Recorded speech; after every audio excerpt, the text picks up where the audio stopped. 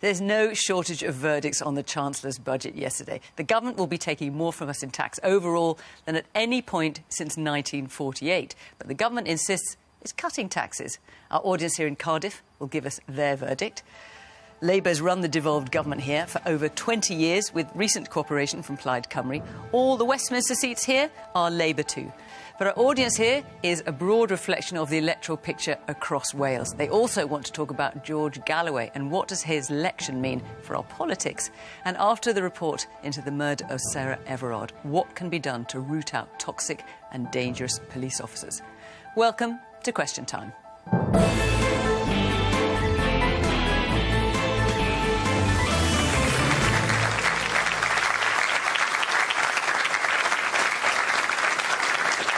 Tonight's panel from the UK government, David T.C. Davis, who's been Secretary of State for Wales since Rishi Sunak became PM nearly 18 months ago. In a previous life, the MP for Monmouth was a special constable and keen amateur boxer.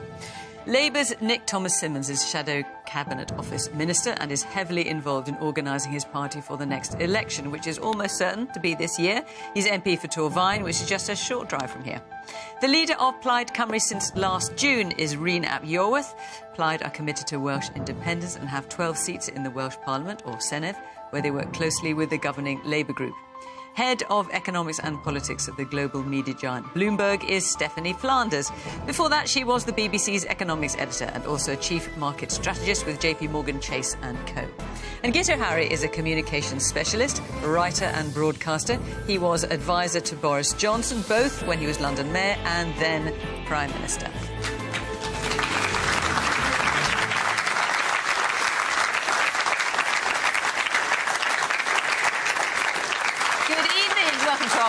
Welcome to our audience here in Cardiff. Great to see you. Of course, welcome to you, as always, at home. You can follow the programme on BBC Sounds, on BBC iPlayer, and, of course, there's always a discussion going on social media as well. Let's take our first question, which is from John Worry. Will Jeremy Hunt's budget make any real difference to the lives of British people who are struggling to make ends meet? Well, David T.C. Davis, is it going to make any difference? Yes, it will. It'll make a difference, for example, to the many people who are going to benefit from the cut in national insurance. It's going to make a difference to those who will benefit from the higher threshold for child benefit. It's going to make a difference to anyone with children because, in England anyway, the Conservative government in England, they can't do this in Wales, are delivering free childcare for children over 9 months old up to 33 hours a week, which is going to enable people to get back into the workplace. So it's going to make a difference to all of those people. The fact that the budget Who's going follows... to be worse off? Well, non-DOMs are going to be worse off for a start if you're going to pick on a single group of people, and so will some of the big oil and gas companies that pay more in taxes. So will some people earning less, would they? Some of the people on lower wages. Well, anyone earning who's paying national insurance is going to be better off as a result. But by the way, I don't for 1 minute run away from the fact this has been a very difficult time for people. I mean, when COVID came along, the government in 2020 had to borrow £400 billion, find £400 billion to pay for people to be on furlough, to support companies, to support the energy support mechanisms after Russia invaded the Ukraine. It has been very, very difficult. £400 billion was spent supporting the least well-off, and at some point it has to be paid back. We can't escape that. But if you look at what's happened over the last couple of years now, we had the problem of inflation, which all Western European countries had. That's come down now to 4%, predicted to come down to 2% over the next few months. We've got growth coming back into the economy now, slightly faster than expected, not as much as we'd like, but it's there. And we're going to start to see a fall in debt as a percentage of GDP. So I'm not for 1 minute going to say everything's great. I'm just saying we had a very, very difficult couple of years. I think we can all recognise that. And the picture is definitely a lot rosier. And just on everything not being great, just on a point of correction, when you say everyone who pays national insurance will be better off, according to the Institute for Fiscal Studies, only people earning between £26,000 and £60,000 will be better off. Those earning less and those earning more will be worse off. Anyone paying national insurance will be paying less national insurance. Yes, but they'll be paying more tax overall. That's according to the Institute for Fiscal Studies, unless you disagree with them. Well, what I would say is that if they're paying national insurance, they'll be paying less in national insurance. I mean, that has to be... But they'll be paying more tax overall. Well, That's I'll the have point. a look at the figures, yeah. OK, well, plenty of people have, and that's the conclusion they've come to. Nick? No, I do not believe for a moment that this budget is going to make the difference that this country requires. We've heard there about tax. The tax burden is at its highest level for 70 years. prices are going up in our shops. People are coming off fixed-rate mortgage deals and still paying the Tory mortgage premium. What we have actually seen is a budget that, frankly, lifted the lid on 14 years of Conservative economic failure. And, Dave, if I may say, it was great to hear you then making the case for the non-DOMS tax changes, and great to hear you making the case for a windfall tax, because the Conservatives have been going around, first of all, on the windfall tax, they were opposing that, then they adopted it. On the non-DOMS tax changes, based on the principle that we've argued for, that people who live here should be paying their taxes here, Conservatives have been going into the TV studio saying what a dreadful idea it was for the last couple of years, and what an abject humiliation it was for the Chancellor, having made that case, to have to stand up and actually announce parts of Labour's plan. The truth is, this government will not provide the change this country needs. We need a general election as soon as possible. And just on Labour's plans, as you say, the non-dom idea was Labour's. Tories kind of stolen your clothes there. But Rachel Reeves, who would like to be Chancellor, is saying, even though that money that they were going to save, that you were going to save from taxing non-doms, is now going to be gone, you're still going to stick to the same spending plans, and you're still going to stick to the 2p off national insurance. So where are you going to find the money to do all the things you say you're going to do? They only made the U-turn yesterday, to be fair, but we will be going through that budget for several days. They trailed a lot of things that they didn't subsequently do, but we will be going through that budget red book. Rachel Reeves will be going through it line by line by line. How can you say you're still going to do the same things when you're not going to have the same amount of money? Hang on. We will be then setting out, and we will make the announcement, we will set out, we will not have any pledges that we can't fund. We believe that, in addition to reform, that our National Health Service does need an immediate injection of cash as well, across the UK with Barnett consequentials here in Wales. We are very determined to still make that injection of cash, and we will look at it line by line by line, and then be very open with the public. So you're saying you're still going to spend it, but at the moment, you've no idea where you're going to find the money. We've got no idea. We've just been presented with a budget. And as a result of that, you've no idea where you'll find the money from. OK, man in the glasses there. Just to pick up on what Mr Davis said, he didn't know who was going to be worse off. The pensioners will be worse off. The lower end will be worse off.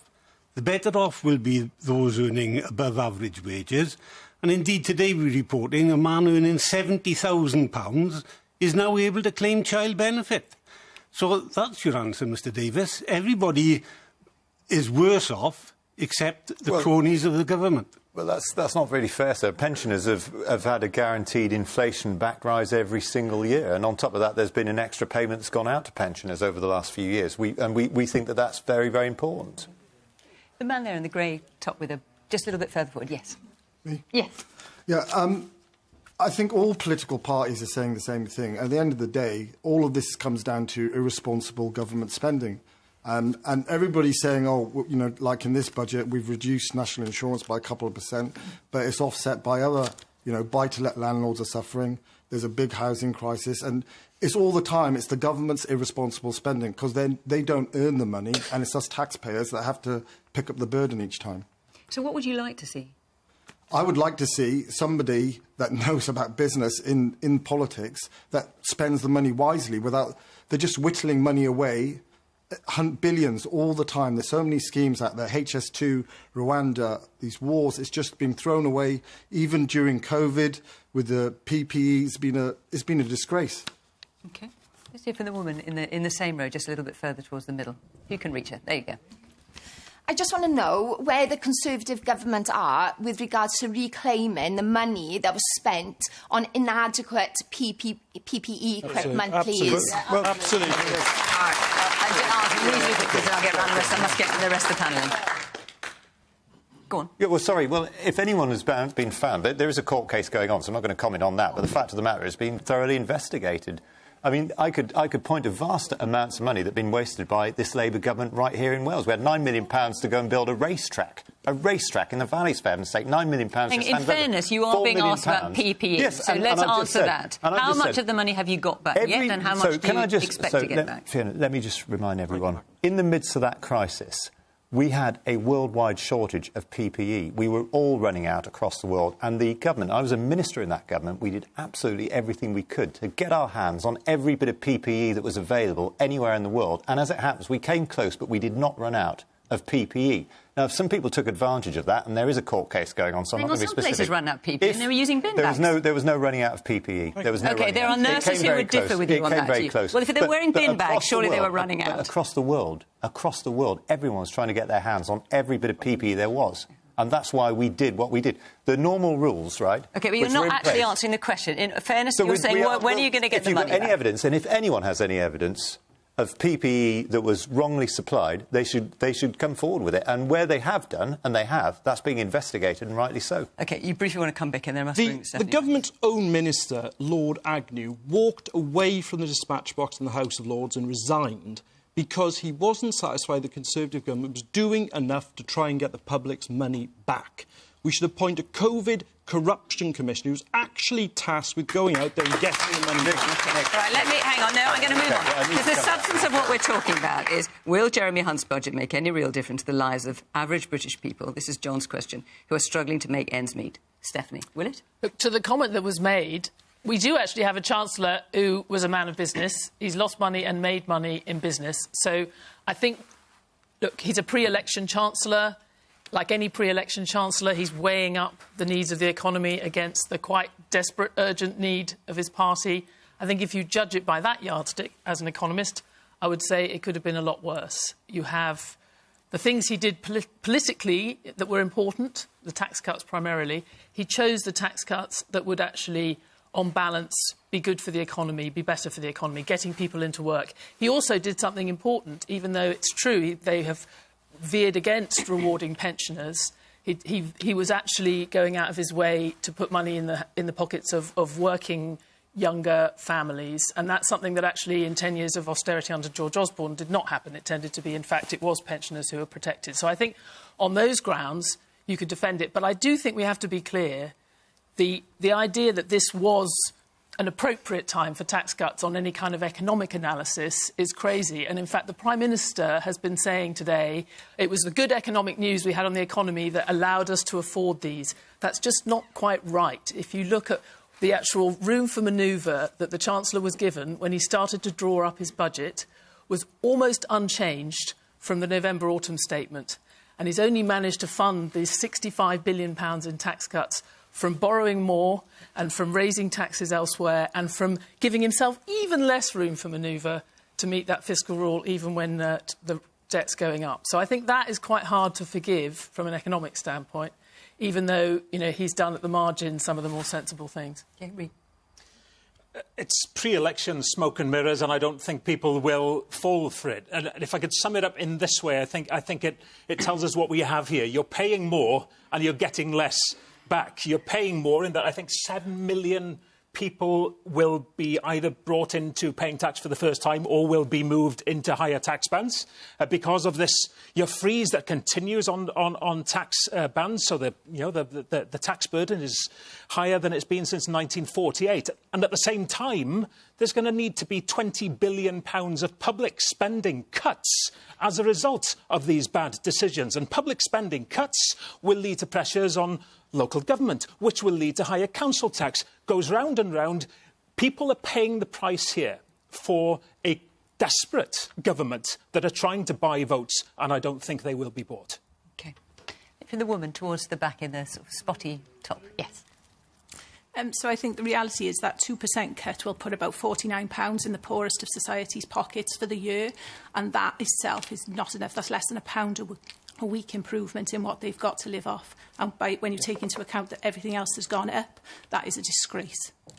Can I just ask, in the interest of balance, is there anyone here who thinks, all things considered, it was a good budget, it was a decent budget? You think?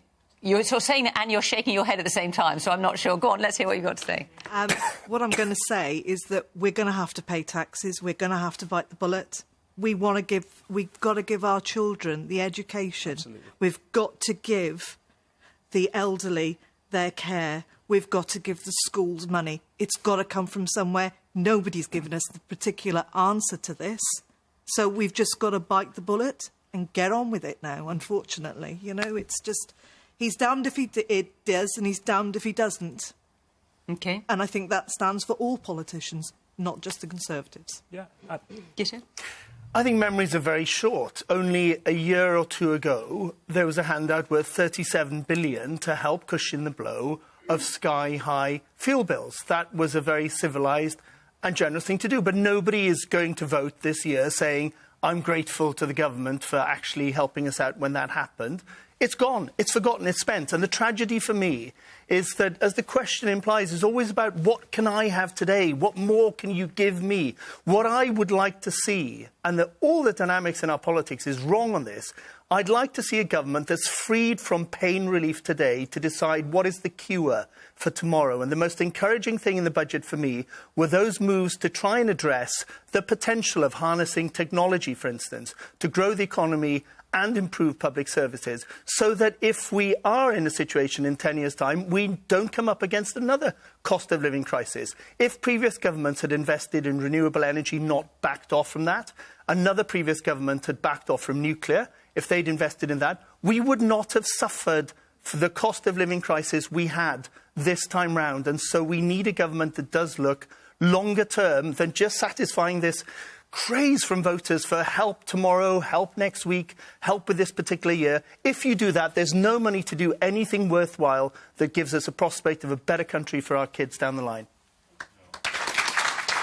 Let me ask you this, Nick, and I want to ask you this, David, as well. The Institute of Fiscal Studies made a fairly stark statement today, saying that the government and opposition are joining in a conspiracy of silence, in not acknowledging the scale of the choices and trade-offs that will face us after the election. They and we could be in for a rude awakening when these choices become unavoidable. So basically what the IFS is accusing both of you doing is pretending you're going to be able to afford things when in actual fact you won't. And everyone here will be paying for it. Well, no, I've never hidden, and Labour has never hidden, from how difficult the economic inheritance is going to be if we are privileged enough to come into government. And is that going to mean, are people here going to have to pay higher taxes, expect bigger cuts to public services? What we will be seeking to do is to grow the economy. We will grow it, first of all, with stability. We will not have the situation we had with Liz Truss, where she was sacking the Permanent Secretary of the Treasury and pushing the OBR to one side. We'll have a fiscal lock to make sure that the OBR has to consider the budget. Second, growth is going to take years. No. And that is why the IFS are talking about a conspiracy of silence, saying that's all very well, but in an immediate term, 2 to 3 years, surely either everyone here is going to have to pay more taxes or they're going to have bigger cuts to public services. And it's time to be honest about that. The OBR is making projections based on the plans, the rather inadequate plans. This is the Institute of Fiscal Studies. I know, but the OBR at the moment is making their projections based on what the Conservatives are saying.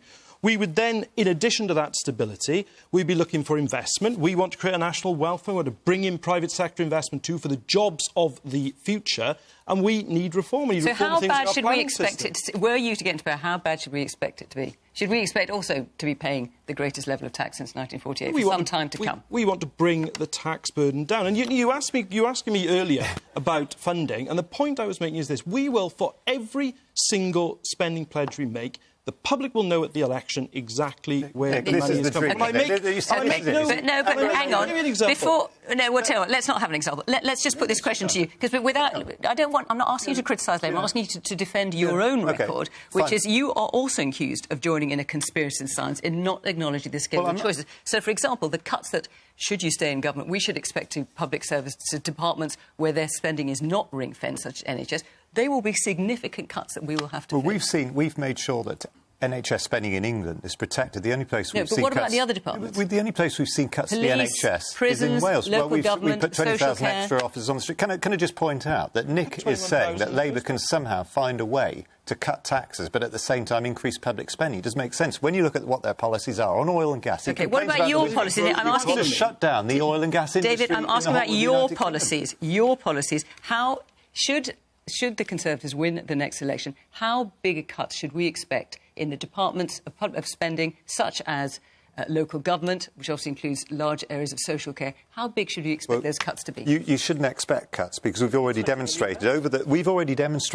the last difficult few years that we've been able to protect departments from spending cuts, whereas what's happening in Wales, we're seeing a 65 million cut, and the government which Rhun ap Iorwerth is propping up is looking to cut NHS spending by £65 million a year in Wales, and at the same time Rhun and Nick's party are looking to spend almost twice that on creating extra Senate members, £140 million on extra Senate members. We're looking at £20 billion worth of public spending cuts that will need to happen here. And it's very, very important to focus on the fact that what we have, and I find it desperately depressing, that yes, we need change. Goodness me, I want to get rid of this Conservative government. But we have Labour, who presumably will form a government before the end of this year, who aren't offering a different kind of vision, who aren't offering a different way forward. We need to be investing in the future of our children, in growing the economy, in making sure that we have public services that we can be proud of, that don't mean that teachers or doctors or nurses want to leave those professions in great numbers. We need vision, and we're not getting it clearly from the Conservative government. Sadly, we're not getting it from Labour either. OK, let's hear a little bit more from our audience. Woman here in red. You've spoken a lot about, like, the tax burden, and I'm speaking on my own experience. I wouldn't mind paying as much tax as I'm paying now if I was getting something out of it. Yeah. Like, you know, the public services that existed when I was younger aren't in place now. I'm 24. I'm talking about 10 years. So I personally wouldn't mind spending as much on tax if there was something to show for it at the end of the day, but there isn't. And I think that's why a lot of people are frustrated. I think this is the sadness of it. I mean, it's not just, and what the Institute for Fiscal Studies is saying. I mean, we have this massive gap between the public services that we want and aspire to have. It's not unique to the UK, but it seems particularly bad here. We have this gap between what we aspire to have and what we're actually willing to pay for. And, you know, the 20 billion that was taken out of the spending plans at the end of last year is not even the half of it, because we've got a growing population, which the numbers yesterday showed means a further reduction in real spending per head in most public services on the basis of these plans, or even the old plans. And no party is really talking about what it would take in terms of... You're asking them, Fiona, but it's not talking about what it would take in terms of taxes. Not getting much of an answer, I don't know if You're not getting an answer. And it's reasonable. You know, Jeremy Hunt is right to begin a conversation about public sector productivity, because that is going to have to be part of the answer. But this election campaign could have been about thinking through those choices and, you know, where the trade-offs lie, who should bear the burden. And instead it's sort of, you know, cheap giveaways and cheap point scoring. OK, right. Let's not have any more cheap point scoring. Let's move on to our next question. But before I do, I just want to tell you, we've got 2 more shows before the Easter break. Let me tell you where they are. Next week we are in Liverpool, and the week after that we're in Middlesbrough. So if you'd like to come to either programme, Liverpool or Middlesbrough, you'd like to be in the audience, put your question to the panel, go to the Question Time website, follow the instructions there, and we will very much look forward to seeing you. Right, let's take another question from Owen Rees.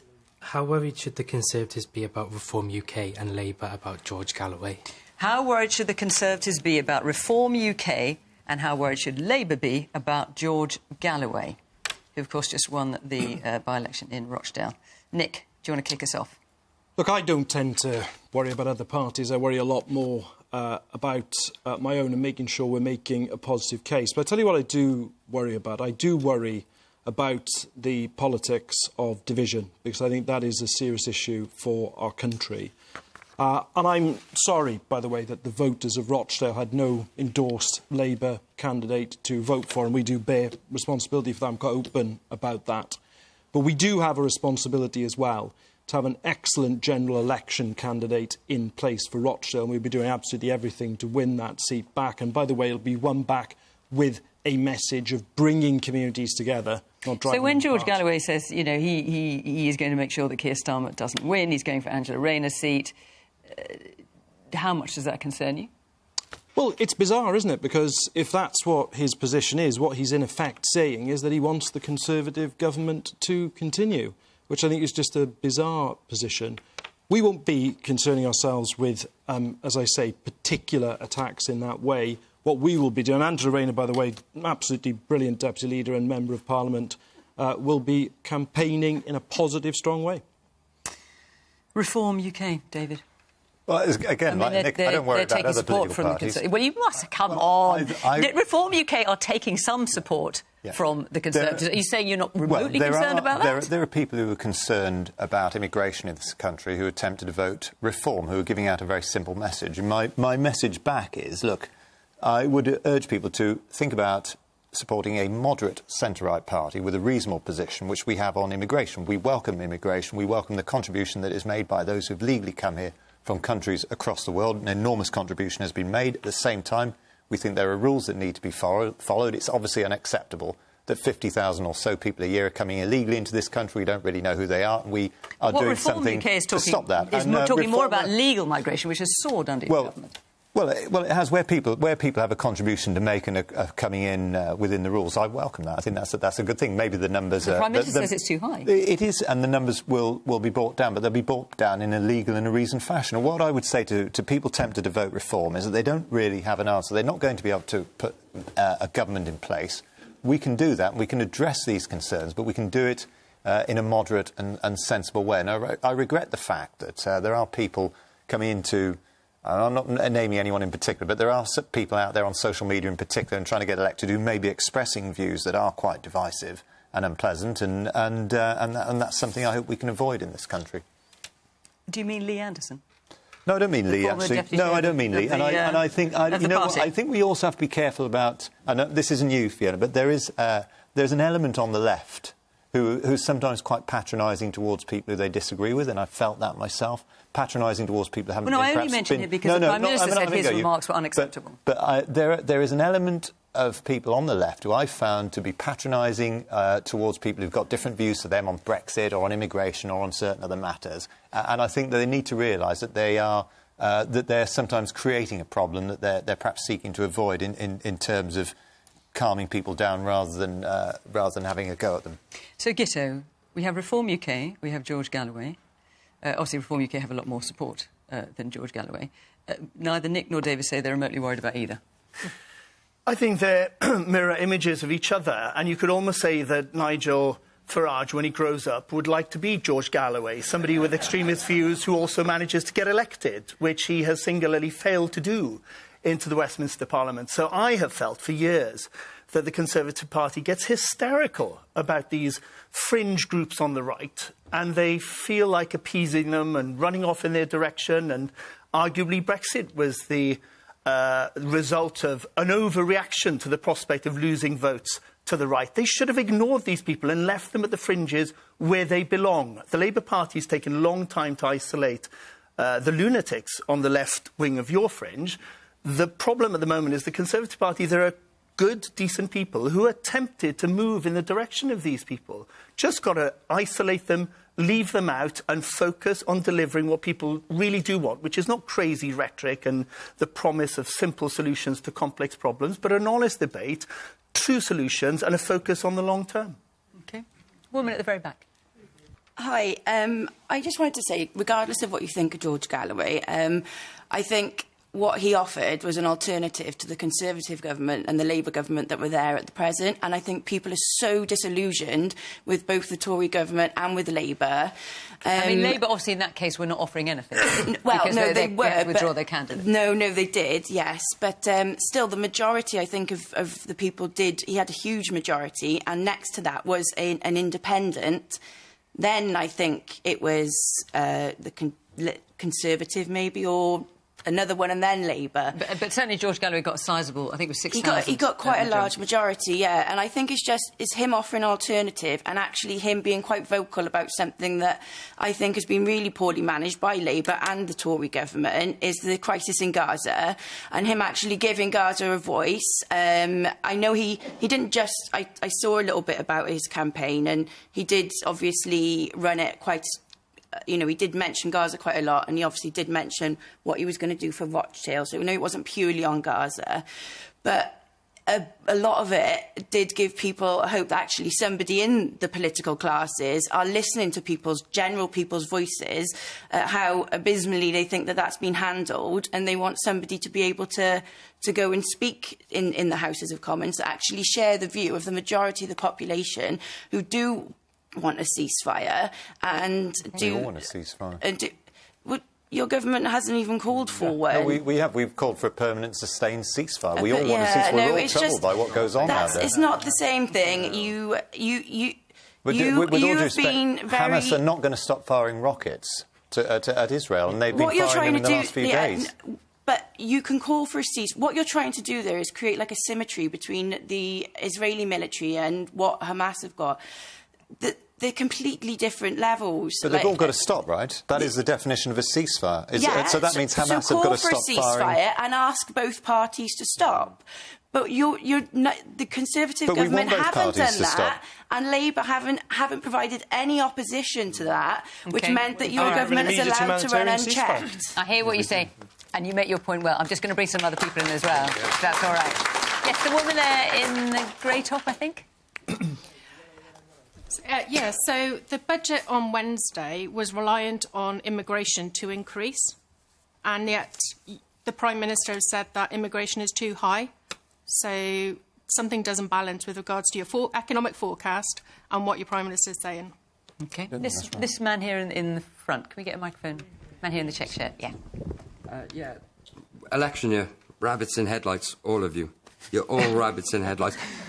The budget was just a short string. Let's see us through the next few months. Let's get some votes in. Labour are offering no viable alternative, especially not in Wales. And Plaid Cymru is so far out. Where do they stand? Where do you stand, sir? Who are you going to vote for, then? At the moment, who knows? Right. Who knows? So your job tonight is to impress this man here, and we will see if he has by the end of it. Remind me to come back to you. Stephanie, so how worried should the Conservatives be about Reform UK, and how worried should Labour be about George Galloway? Look, I think that there's obviously very particular peculiarities to both of those two, but something that's quite common and we see across Europe, obviously, has been people feeling excluded from the debate and the rise of extreme parties or figures at the expense of mainstream centre parties. And that's working its way through political systems everywhere, causing these kind of challenges. But I do think one lesson we've seen from the last 10 or 15 years here and around the world, certainly across Europe, is that the best response that the mainstream parties can make is to actually do better on policy and try and answer the causes of that extremism, that feeling of exclusion. And the worst, the most counterproductive results come from actually trying to emulate those extremists or bring them into the tent. And I think both sides of both mainstream parties have been guilty of that in the UK, and it has not turned out well for anybody. Reid? I'd like to associate myself with the comments made by the lady at the back on Gaza. First of all, Plaid Cymru put forward a motion to the Senedd back in November calling for a ceasefire. It is shocking. There aren't words to describe the loss of tens of thousands of people, mainly women and children. And it is the fault of Westminster parties and their unwillingness to take a firm stand on this that has turned people against them and led to the result in Rochdale. Now, I don't associate myself with George Galloway. His politics of populism and lack of tolerance is not my kind of politics. He was endorsed by the former leader of the BNP, Nick Griffin. That is certainly not the kind of politician that I want to be associated with at all. But it is a failure on behalf of the two main parties at Westminster. And when it comes to reform, I mean, the Conservatives are reaping here what they themselves have sown. They sowed those seeds of division through the Brexit debate, on the lurch to the right, ever further and further to the right. They create this monster that feeds itself. And I fear for where that leads. And there is responsibility then on the parties to bring things back. And the way to bring it back is by offering a genuine vision. The sameness of Labour and Conservative. I'll hold the feet to the fire of whoever is in Downing Street on behalf of the people of Wales. But the sameness of those two parties shows the lack of vision. It's turning people off politics. Irene, you are working with Labour. I'm in opposition. I'm leader of an opposition party. But you have a cooperation agreement on some things. I went into politics to do things. So, by being in opposition and working positively with government, which I think is a good thing, we have managed to provide free school meals for children in schools in Wales. We have managed to make a difference on free childcare. These are things that are really important. I could go through, as the Conservatives do in the Senedd, just shouting from the sidelines and succeeding in doing precisely nothing. I'd rather not do that, really. Woman here. I do have to agree with Reid, what was said. at the moment, the Conservative Party have lost a lot of trust from the people in the UK. You've destroyed people's chances to get on the property market. You've ruined the pockets of people who have scrimped and saved everything they can, because that money now has to go on inflated mortgages. I'm not surprised about the influx of votes of reform. I currently live in Bristol. I was voting in the election where Damien Egan for Labour won. But I actually went and heard the reform candidate, and he was hitting on every point that everybody wanted to hear.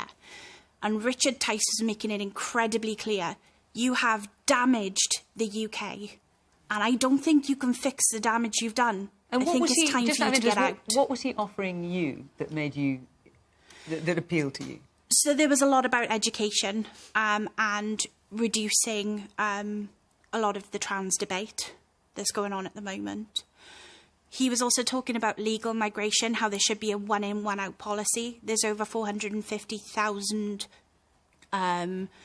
legal immigrants coming in and out of the country. He said that we should be replacing those that leave with things that we need: nurses, doctors, dentists, hygienists. And did he say where they were going to come from? He didn't say where they were going to come from, no. But he did hit on every point, and he resonated with a lot of voters that were undecided.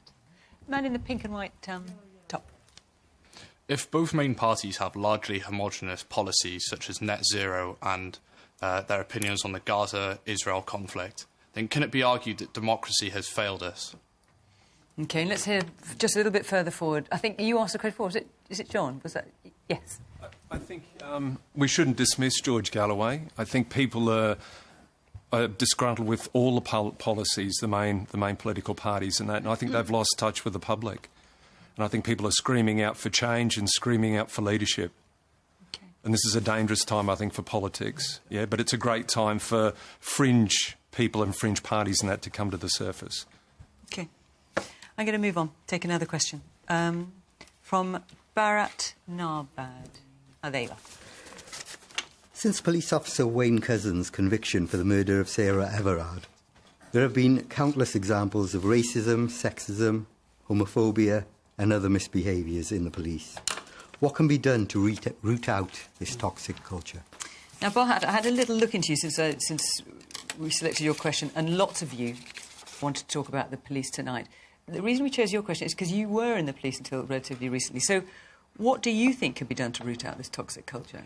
Well, certainly in relation to racism, I think you have to acknowledge that there is a problem. We're lucky in South Wales in that our Chief Constable has announced that South Wales Police is institutionally racist, which is the right thing to do. And you've got the Commissioner for the Met, where you've got a lot of the bigger problems, still refusing to admit that institutional racism exists, even though in the 80s we had the Scarman report, in the 90s we had the Macpherson report. Yet, you know, if the people at the top are not willing to admit there's a problem, how are you going to sort that out? And in terms of sexism, homophobia, treatment of women, what are the... having observed it from the inside... What do you... I mean, it's a hugely complex problem, of course, I appreciate that, but where would you begin to find answers to that? Well, you know, I think part of the problem is the culture within sort of frontline policing. You know, I was a trainer for a while, training new officers, and we taught diversity and all the right things to police the public, which is our main job. However, then, a few years later, when I went out back on response, those attitudes have changed. You know, because they're going to be mixing with people who've been there perhaps longer. You just need to root out the actual culture within police, and that's going to be difficult, especially when you've got all these examples that we've seen recently, you know, on WhatsApp messages and things. And what are the penalties? You know, management advice a lot of the times. You know, send on a diversity course. Not enough. No. Stephanie. You know, obviously, everything in that inquiry and everything about that case is just... it kind of beggars belief the way that kind of misogyny could be normalised within the system, and there's repeated efforts to try and root that out of the system just seem to have completely failed and have certainly passed by those policemen. But I do wonder, and this was raised a little bit by the BBC film right at the end, actually, this week, that in putting this correct focus on Wayne Couzens, how easy it would be for more of him to exist, the likelihood of more of them existing, and the violence that police have perpetrated against women, we kind of forget just the ordinary common garden assaults, rapes against women that just we almost don't see anymore. We certainly haven't prioritised. And I just think when you think about what we spend our time talking about and what journalists, politicians have talked about when it comes to women over the last few years, we have spent an awful lot of time thinking about hypothetical issues of trans women going into female changing rooms, and almost no time, as far as I can see, actually just trying to work out how to stop this continual violence and assaults against women. I've lived with it all my life, the potential fear of an assault or a rape. Now my daughter is going to have to live with it. And it just seems like there's a lot more focus on sort of cheap scoring of points in the culture wars than on just trying to put that right. OK. Gitto, what can be done to root out this toxic culture in the police? It's hard to think of a worse abuse of position and trust than what happened to Sarah Everard, and it's sickening and all that. But I'm going to disagree. I think people are racist, people are misogynist, people commit crimes, institutions don't. And there are two problems when you actually want to pin this kind of generalisation on an organisation. Is good people, and nobody loathes a bad cop more than a good cop. You are tarnishing them all with the same brush, and that's not fair on the good people in any organisation. It also gives a get-out-of-jail card, literally, sometimes, for the bad people, because suddenly it's not their moral agency, the technical term, or their choice, their decision to act a certain way. In this case, appallingly, it suddenly becomes a problem of the system, and it's somebody else's fault, and invariably it's somebody at the top, not the guy. One bad man actually committed an appalling crime here, and the good news is that the cops, led by a fantastic woman, I've just watched the BBC documentary, a fantastic woman led the team that nailed that down forensically and put him away. That's a good outcome. And I think that's the outcome we want. There were lots of failures before then, including the fact that he indecently exposed himself at a McDonald's only days earlier, and nothing was done about it. Well, that slipped through the net, and that's a problem. But I know that the Commissioner of the Met at the moment is so brutally determined to weed out this kind of behaviour that he's actually rocked the confidence, even of some of the good people in the force, because at the moment, one small slip and people can be tarnished, and some people abuse that. So the good news is that he's rooting it out. It's going to stop. But we also need to sort of express support for the cops and not say, if you join the police force, then you are inherently racist. Or if you join the police force, then you are prone to misogyny. I can't imagine anything less fair and more designed to undermine the morale in a service that we rely heavily on to keep us safe and to cure the problems that we discuss here. Woman in the red top at the back. Yes. Hi. Yes, I was just interested to know about this, actually, because I think it's something that's inherent in our society that we need to re-educate young boys from a very early age on sexism and misogyny and attitudes to women right from school age. And I think that does perpetuate into places like the police force. OK. Man in the glasses in the sort of yellowish top. Yeah. I was just going to come back to the point about the police in terms of, I think, the man who killed Sarah Everard... Wayne Couzens. Yes. He used his warrant card to stop her. And I think it comes back to really only the power that the police have to be able to do that to someone. I experienced a tiny fraction of that power that the police have many years ago in terms of they were able to stop me for no reason and really challenge me for no reason and be quite abrupt and threaten me with arrest for no reason, and it went through a complaint and all of that. But actually, in that moment, I had no power. The police had all that power. There's not many other people out there that have that. So I think we do have to look at the police again in terms of that power that they do have over us and how they can use that power to do those things, potentially. Let's bring them in, because I think you said you were a police officer, I was a police officer in London. Right, so you were in the Met? I was in the Met for 37 years. Right. And so do you recognise this picture that Ailish Angelini, who did this inquiry into... she hasn't yet finished it, but she's done the first part of her inquiry into you know, all the mistakes that were made with Wayne Couzens and the fact that so much was overlooked or just accepted as banter. Do you recognise that? Or was that not the force that you felt you were working in? First of all, the vast majority of officers don't get involved in this type of issues, right? It used to be called politeness. You know, you weren't impolite to people, you know. It did go on. I joined in the late 70s, all the way through to about 7 years ago. But I think the situation now is it's more transparent. Before I joined, Robert Mark came in and wanted to get rid of corruption and was quite strong about it. Various commissioners have kind of played with it until these recent events. And it does exist.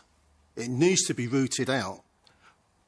But, as Guito said, the police service shouldn't be tarnished, the whole service shouldn't be tarnished, because the vast majority of individuals would either report it if they see it, definitely wouldn't do it in the first place. Okay. And it's Let me ask you this, because looking, obviously I was looking through the report before the programme tonight because I had a feeling that you might want to talk about this. I was surprised by the fact that if you are, for example, convicted of domestic abuse or sexual offending, that isn't an automatic bar to becoming a police officer. It will be taken into account, but you could still get the job. As long as it's declared. Yeah. As long as it's declared. Do you think that's right? I think that's slightly changed. I joined, no, that is the case at the moment. No, but I joined in 1978, and I think there were kind of... Okay, and I just wonder what you thought. Stricter kind of conditions. Well, certainly that's the case at the moment. But let me get round the panel then. Reem, what can be done to root out this toxic culture?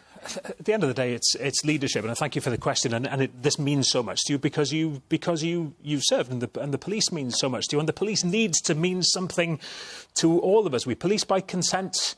And we need to maintain that consent, and that means maintaining respect. And I see it in casework in my own constituency recently, where people... how does one go about it? That's the thing. Well, because you got the report last week saying that there could be another Wayne Couzens now hiding in plain sight. Yeah, and when I looked at some statistics that said, I think there was a report in March last year, 1,300 police officers in a 6-month period had been accused of assaults against women, and that only led to 13 losing their jobs. Now, statistically, that doesn't look good. So you need to have that admission, first of all, beyond any doubt that there is a problem within the police. Unless you have that, you cannot move forward. You have to see the processes in place, as the legal system has had to do in strengthening issues relating to convictions on rape, for example. These things take time. But that has to be shown through the leadership of the police, showing that they're serious. And it's not just the police. We've seen cases with fire services in Wales recently. I mean, and it's about winning that respect back. And I fear for what happens when we lose it. Nick? Look, I think when we're having this discussion, my first thoughts always go to the family of Sarah Everard. And I think that was a heinous, evil crime that was committed by Wayne Couzens. Now, I really hoped at the time that would be, I was shadowing the Home Affairs brief at the time. I really hoped that it was going to be a reset moment. But reading the Angelini review, it's pretty clear in there that the assessment is that it frankly could happen again. So what do you think needs to be done? So I'll come to that just a moment. But can I just say, first of all, that, and we've got 2 police officers here in the audience. You know, I've been out with police officers. I've seen the risk, the personal risk, the police officers take every single day. And Wayne Couzens was an absolute disgrace to the uniform, but he horrified the vast majority of the police as much as he did the public. So what can be done to root it? I'm sure you're both going to say the same thing, that the vast majority of police officers, of course, are doing the right thing and protecting us, of course. Let's take that as a given, because I know you're both going to say that. Let's answer the question. Yes, the question. What have we done to root out this toxic culture? Right. It is about leadership, but what I think specifically needs to be done in terms of legislation is, I think, rather than have all the police forces doing these checks individually, so this is the issue around Wayne Couzens, the flashing with the red flags weren't picked up. I think service to service. Precisely. it needs to be made a mandatory, and secondly, it needs to be done centrally with a common set of standards, no longer by individual forces going forward. David, do you think, in terms of rooting out this toxic culture, it should be a bar to someone who wants to become a police officer if they have committed a sexual offence or violence against a woman? Absolutely. Yes. Absolutely. Because at the moment it isn't. Well, it absolutely should be. I'm surprised it's not, because I've come across cases It will be taken into consideration. Well, I've come across cases, I've dealt with a case where somebody who had served in the armed forces but had done something very silly and very trivial 20 years previously was not allowed to join the police. You know, and yet I find it appalling that somebody who could commit an act of violence against a woman or a sexual offence, I mean, like indecent exposure, for example, was it the case? Beyond question. The Sarah Everard case was horrendous. Why don't you ask them to do that, then? I think that will happen, but you asked me a straightforward question. I've just given you a straightforward answer. I served as a police officer myself, as a special constable for 8 years, as you probably know, with British Transport Police in London. So do you recognise this kind of behaviour amongst some officers? OK. I didn't see anything I thought was unacceptable. I saw bad communication at times. I saw that the majority of police officers were trying to do the right thing, not always communicating well, if I'm honest. There were occasions where I saw that, particularly perhaps amongst younger people acting under pressure and under stress. I never saw anything that was remotely, you know, I thought, you know, unacceptable. But I saw that there could be better behaviour at times. And that gentleman up there, for example, he was stopped for no reason. Whenever I had to stop somebody, I apologise. I always begin by saying, I'm sorry about this, sir, but I have to do this, and this is why I have to do it. Somebody said to me, you don't need to apologise, you're a police officer doing your job. I said, no, you do, because you're stopping a member of the public, right? Now, you asked me, what can you do to change it? Because what happened, first of all, was unacceptable. You asked me a straightforward question. Should somebody who's committed violence against women be a police officer? Absolutely, absolutely not. No way, ever. What can you do to change the culture? I wonder what this gentleman thinks. Perhaps we can talk afterwards. I think we should be getting the Black Police Association to encourage more people from ethnic minorities to join the police. We need more women to join the police. And we need more people. We need the police force to reflect our society as it is. That means that all of us in this room are a reflection of society, should be able to recognise people like us as police officers. One thing I think this gentleman will agree with is police officers do not want to fall out with other police officers in a station, because if you press that red button, you want everyone to come running. You don't want half your station to think, I'm not going to help him out because he doesn't like me, because I'm gay or I'm a woman or I'm from a different ethnic group. So let's get the police to reflect the society that we all live in, and then we can really start to change the culture. That's how we'll do it in the long term. Now, I know there's lots of you who want to come back in, including you. Will you forgive me? Because there's this last question. We've only got about 6 minutes, and lots of you asked about this. So I feel duty-bound to try and squeeze it in. So forgive me, because we could obviously keep talking about that subject. Leslie Rees, where are you? There we go. Keir Starmer previously described the Welsh Government as a blueprint for the UK, with education and the health service in crisis here in Wales. Is that what the UK wants or needs? Reen? I don't think Labour has done a good job of governing Wales. I think our record on health and education and the economy, and I could list other aspects of governing in Wales too, are not what they should be. I would say, wouldn't I, that we need a change of government in Wales. I don't think it's healthy that we've had Labour running Wales for a century, and that's why I and my party are putting forward a vision of a different way that we can take Wales forward, a country that isn't going to be voting for the Conservatives, but we do need a different kind of vision. I mean, presumably you think that the Labour government here in Wales has done quite well on the things that you have cooperated on them with? Listen, or have you had no impact at all? No, I think I would obviously point to things that we have done, and I wouldn't dare to say that everything that government has done is bad. What we haven't got is the kind of change of pace, the kind of change of direction that would take Wales on a different trajectory. I don't think that having a Labour government in Wales is the best that things can get for Wales. And if we look at challenges in health, we know that we need to see big changes. What I don't like to see is the parties at Westminster then using Wales as a political football, because they're not particularly interested in what's happening in Wales. They're just looking at us. The Conservatives talked about Offa's Dyke being the line between life and death. David Cameron saying that couldn't give a monkey's what was happening with the health service in Wales. He was just trying to use as a political football. We're trying to build a new democracy in Wales currently in the Senedd, but we need a change of government in order to build a better country. So, would you agree with Keir Starmer, Nick, that the Welsh government here is a blueprint for the UK? Yes, and where I profoundly disagree about the National it's got Health some of the Service. worst waiting times for the NHS. Clearly, education is not doing brilliantly. When was satisfaction with the Welsh NHS at its highest? It was in the early part of 2010, after 13 years of Labour government at Westminster. Why is the NHS struggling all over the UK, not just in Wales? What's the thing that changed in 2010? The Conservatives came into power in Westminster, and that's what the problem is. But if you look at the median waiting time between referral and treatment here in Wales, and obviously you have a Labour government here in Wales, it was 19 weeks in Wales compared to 14 weeks in England. So but which region of England are you necessarily talking about? Whenever independent assessments have been made, you need to do the proper comparison would be with a region of England. But the point is this, that whatever your views, I don't want to be having this discussion about which bits of the UK. I want the NHS to be better in every single part of the UK. What about education then? Because according to the latest, to the PISA reports, Wales is doing less well when it comes to maths, reading and science than any other of the home nations. Is that a blueprint for the rest of the UK? Well, look, I send my children to school here at state schools in my constituency. We have absolutely excellent teachers here in Wales. You can look across different subjects. You can make different points of comparison if you want to. Well, I'm not. This is just the PISA rankings which the government takes part in. The Welsh government spending envelope is determined by Westminster, and that's what the problem's been since 2010. First of all, the Welsh government... John wasn't going to come to you quite yet, but... May I?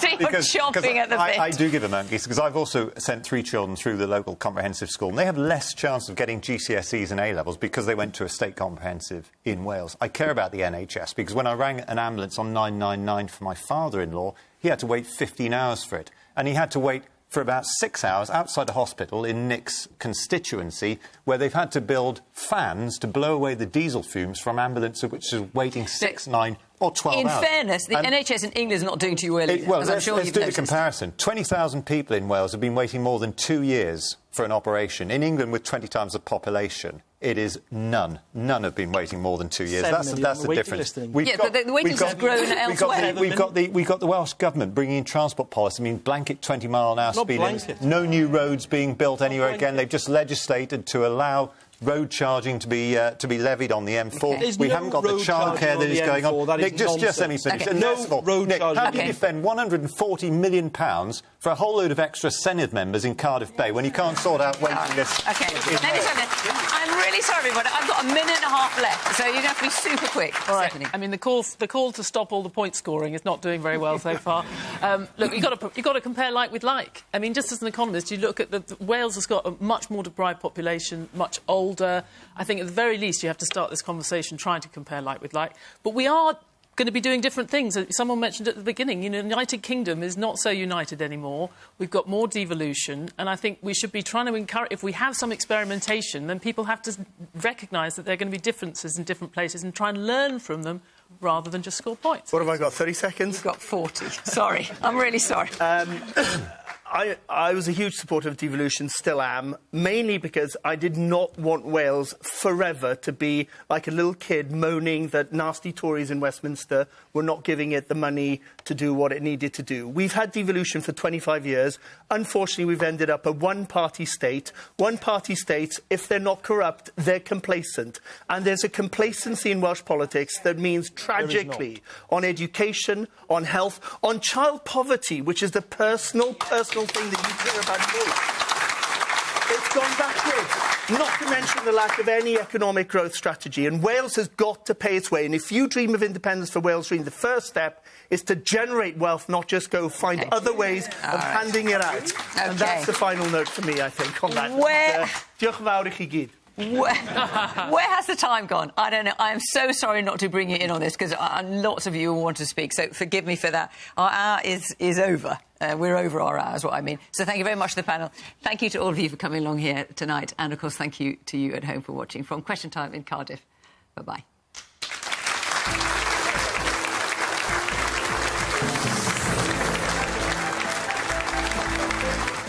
Is there a conspiracy of